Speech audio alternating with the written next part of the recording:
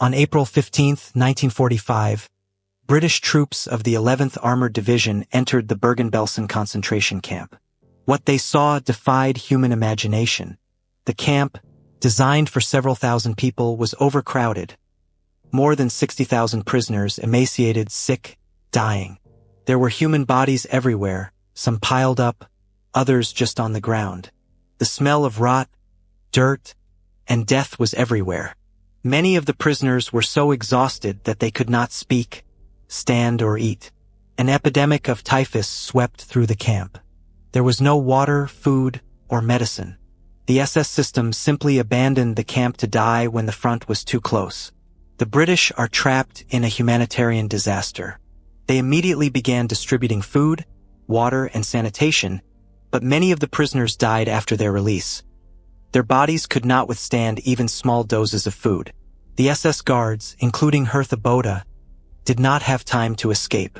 Herta Bothe is tall, cold-blooded, and, as the survivors said, ruthless. She went down in history as one of the most frightening concentration camp guards. Her height was 191 centimeters. Nicknamed the Sadist from Stuttgart, Bothe was not just a participant in the system. She was its active and, according to eyewitnesses, a cruel performer. She beat up prisoners, shot at the weak, and after the war claimed that she was just doing her job. After the German surrender, Hertha Bothe was brought to trial. She was not sentenced to death. She received 10 years in prison, having served only 6. And decades later, in her old age, in a rare interview, she never pleaded guilty. She replied, "Did I make a mistake? No. The mistake was that it was a concentration camp, but I had to go there, otherwise they would have put me there myself. It was my mistake." Herta Bothe was born on January 3, 1921 in the small German town of Tetterow, in the land of Mecklenburg-Schwerin. Her family was simple. Her father worked as a carpenter, and from a young age, Herta helped him in the carpentry workshop. Having grown up in an atmosphere of work, modesty, and German discipline, she seemed to have nothing special. After graduating from high school, Bothe changed simple professions. She worked in a factory, then as a nurse at a local hospital. In 1939, at the age of 18, she joined the Union of German Girls, a women's youth organization subordinate to the Nazi Party. This structure actively instilled in girls the ideas of National Socialism, obedience and sacrifice for the sake of the Reich. The outbreak of World War II changed the fate of millions, and Hertha was no exception. Already in 1942, at the age of 21, she left the civilian profession and joined the SS as a supervisor. She was sent to the Ravensbrück women's concentration camp, where she underwent accelerated 4-week training. After her training, she was sent to the Stutthof camp near Danzig. It was here, according to the memoirs of the prisoners, that Herta Bothe first showed the cruelty that brought her infamous fame. Outside the camp, she was a young woman in civilian shoes, different from the other guards. Inside, she was a cruel guard who knew no mercy, but very soon she stood out even among the other female guards. The prisoners began calling her the Sadist from Stuttgart, a nickname that spoke for itself. According to survivors, Bothe used brute force without hesitation. She beat women for the slightest violations, shouted, humiliated, and punished them not on orders, but on her own. The weak and sick were especially affected, those who could not move quickly or carry heavy loads. Some prisoners later recalled that Bothe hit so hard that they fell with one blow, and often did it in front of other prisoners to intimidate. Unlike some of the guards, who tried to keep their distance and avoid overt acts of violence, Bothe seemed to take satisfaction in her power.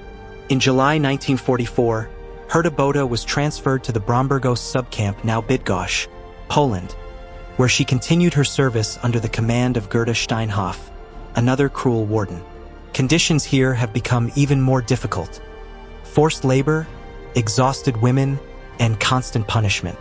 Beatings, grueling labor, hunger, and fear have become the norm. But despite all this, Bothe continued to work with special zeal.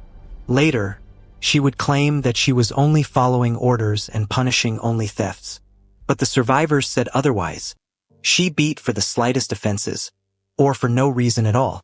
In the camp system, where female guards often competed for influence, Herta Bothe took her terrible place as one of the most violent among them.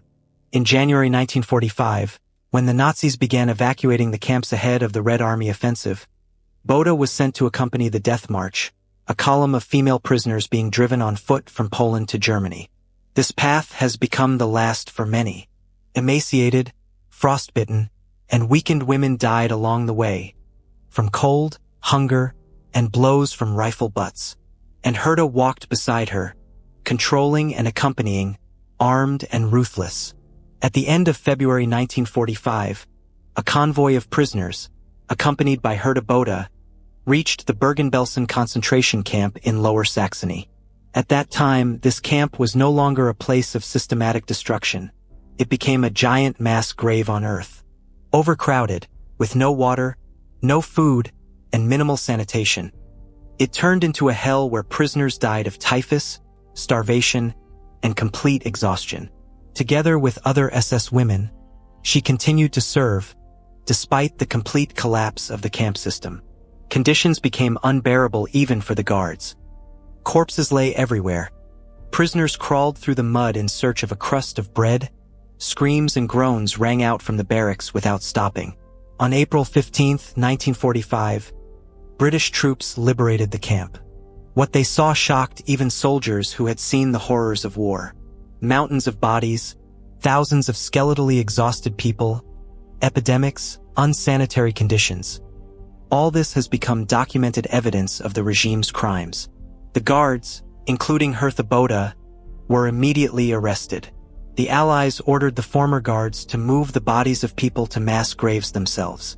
It became a kind of symbolic reverse side of their service. Bothe later said in an interview that she was forbidden to wear gloves, and she was afraid of contracting typhus. She recalled that the bodies were so decomposed that the limbs came off when lifted. That, she says, was the first time she felt terrified. But was it pity, or just fear of the future? After all, long before that, according to the testimony of witnesses, she herself killed prisoners. One of the survivors, Wilhelm Grunwald, claimed to have seen Bothe shoot 2 women for lowering a heavy container of food. Others said that she beat prisoners to death with wooden sticks. A Hungarian Jew named Eva was said to have died at her hands. She soon appeared before the British military tribunal at the Belsen trial, which began in Celle at the end of 1945. This trial became one of the most high-profile after the end of the war. Society demanded justice, and the press closely followed every day of the hearings. In the dock, Bothe stood out not only for her height. She was indeed the tallest among the female guards, but also for her cold-blooded demeanor. Her face, captured in photographs in the courtroom, expressed neither remorse nor fear. Witnesses described her as cruel and ruthless, although Bothe herself insisted. She didn't kill anyone or beat anyone with sticks. Only, according to her, sometimes she hit prisoners with her hand for stealing. However, many testimonies from survivors refuted her words. However, unlike other guards, such as Elisabeth Volkenrath, who was sentenced to death, Herta Bothe received a 10-year prison sentence. Why is the term so lenient? Partly because of the lack of direct evidence of the murders, partly because of her age and status as the perpetrator rather than the organizer. She was sent to prison, where she served her sentence in conditions incomparable to what her victims went through. But even this term she did not serve in full. On December 22, 1951, after only 6 years in prison, Bothe was released early. The reasons are a general wave of commutation of sentences, a change in the political climate in West Germany, as well as the efforts of lawyers. After her release, Geert Bothe disappeared from the public field. She changed her last name to Lang, lived in Germany, led a secluded lifestyle and, in fact, avoided mentioning her past. She remained unknown to the general public until the end of the 90s. And only a year before her death, she will give the only interview in which she will surprise journalists not with remorse, but with excuses. It was only in 1999, more than half a century after the end of the war, that Herta Bothe reappeared in a documentary interview that shocked viewers with its coldness. She was almost 80 years old at the time. The interview was conducted as part of a project dedicated to women who served in death camps. And despite her age and the years that have passed, Bothe has not expressed a drop of remorse. When asked if she thought it was a mistake that she worked in a concentration camp, she replied, "Did I make a mistake? No. The mistake was that it turned out to be a concentration camp. But I had to go there. If I had refused, I would have been sent there myself. It was my mistake." This response provoked a strong reaction. There was no regret for the dead. There was no admission of guilt. Only an excuse and a transfer of responsibility. They say, she acted out of necessity, saving herself. However, dozens of testimonies suggested the opposite. She did not just serve, she was an active part of the repressive machine. The emaciated women she beat, the prisoners she shot at, the death marches she accompanied. Fear, humiliation, and pain. That's what has forever remained in the memory of those who survived her work. On March 16, 2000, Herta Bothe died at the age of 79. Friends, that's what the video turned out to be. Don't forget to subscribe to the channel, like it, and write comments. Have a great day, everyone.